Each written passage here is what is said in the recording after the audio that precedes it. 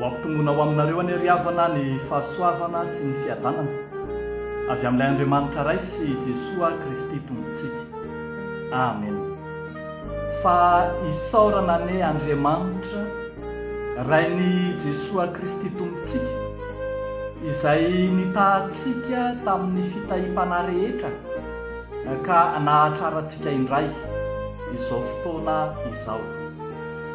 Lasiny ny taona 2024, taona mafy ho an'ny isam-batan'olona, ho an'ny isa-tokantrano, ho an'ny fiangonana ary na ny firenena koa aza.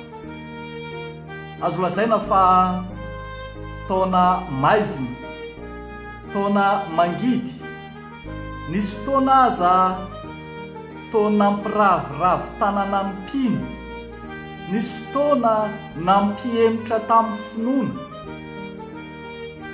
nisy fotoana nampangatsiaka ny ara-panahy, kanefa koa toa azo lazaina fa vanim-potoana nampangetaeta fatratra tamin'ireo fanompoana samihafa izay tsy azo natao, tsy afaka mitanterahana noho ny antony maro samihafa.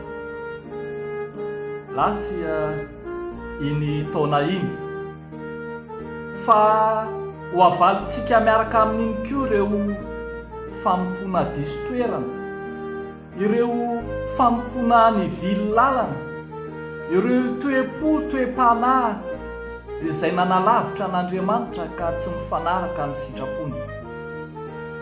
Amp'izay ny taona fandinian-tena, lay taona fiemorana ho an'ny sasany, taona tsy fahombiazana kosa ho an'ny sasany tamin'ny lafiny maro.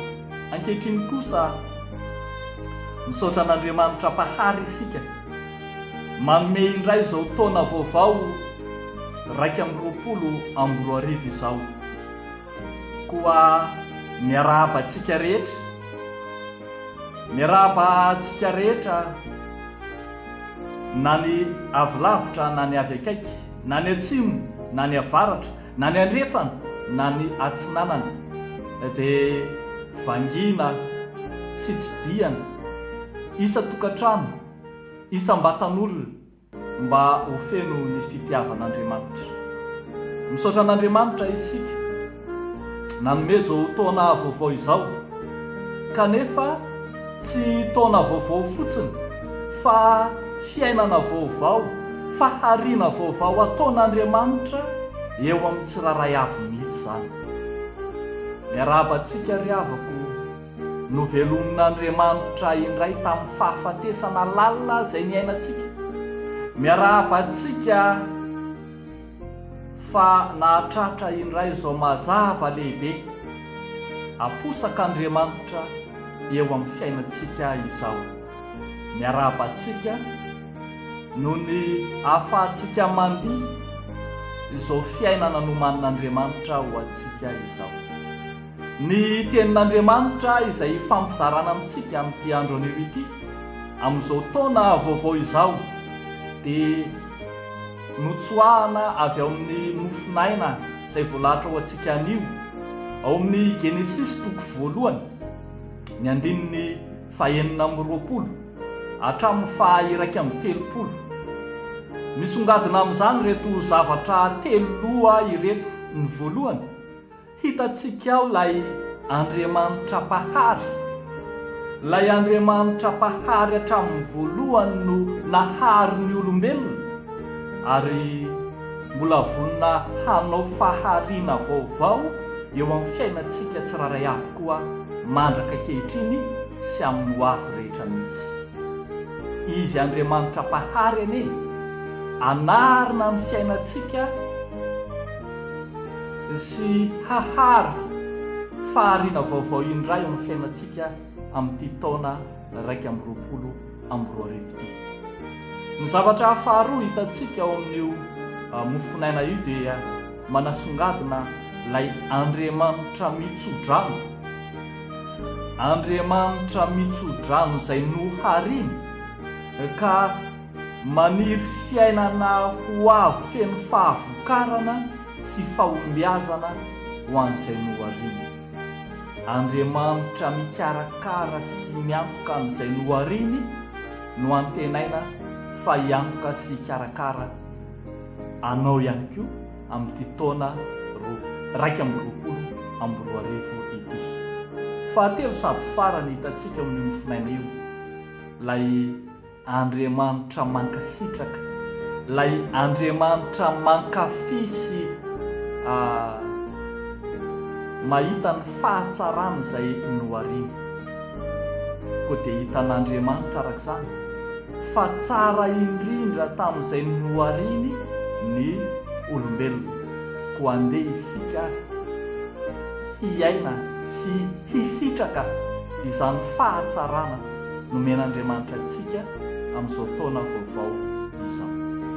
Ety am-pamaranana ariavana dia mirary tokoa raha mirary taona vaovao feno ny faharian'Andriamanitra ho anao, mirary ny tso-dranon'Andriamanitra hanaraka anao amin'ny asa izay atao, amin'ny fianarana, amin'ny fiariana, amin'ny tetikasa, amin'ny fampona maro samihafa izay ataonao ho aminao ny tso-dranon'Andriamanitra, ary indrindra ho feno ny fahatsaran'Andriamanitra amin'izay rehetra ataonao. Koa dia fiadanany ne ho ao anatiny mandanao, fanambinana ne ho ao andapanao, ho ny voalaza ao amin'ny Salamo 2:20 ny andininy 7. Dia ho an'Andriamanitra irerian'ny voninahitra ho amintsika ny taona vaovao feno fahombiazana. Amen. Hivavaka isika rehefa. Andriamanitro, endre ny fifalianay, ny faravoravoan'ny fanahinay, fa afaka nandeha lalatsarotra izahay, afaka nandeha ny lalana aizina feno fahafatesana, namakivaky ny lalana izay tsy tianay izahay, fa indro ankehitriny omenao aina vaovao, fahariana vaovao, taona vaovao. Koa derainay ankalazainay, omenay voninahitra ilay Andriamanitra tianay.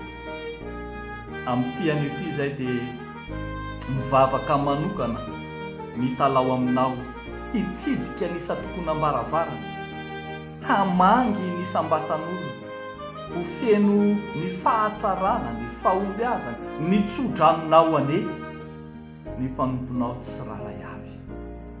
Ary dia mivavaka manokana izahay ho taona zina, ho taona feno fahombiazana, ireo izay manana olana, aretina, fahoriana, ireo izay ao anatin'ny fahakiviana tanteraka ankehitriny amin'ny paherezonao, ireo izay faly dia hiara-paly aminao, dia hiara-dalana aminao Jesosy Kristy hamakivaky ity taona 2024 ity.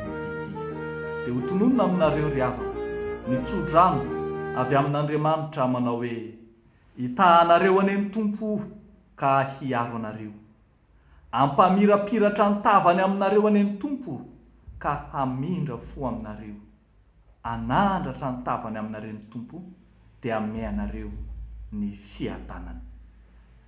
Amen.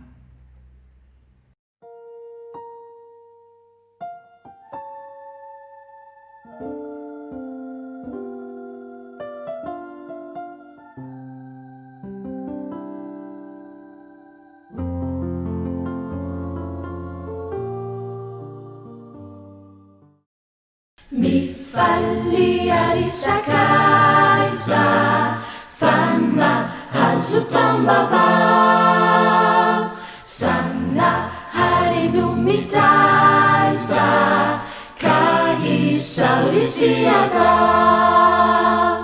mirasimiubia Jesu tumpunudera Fua mi falia felunana hiana mi falia risaka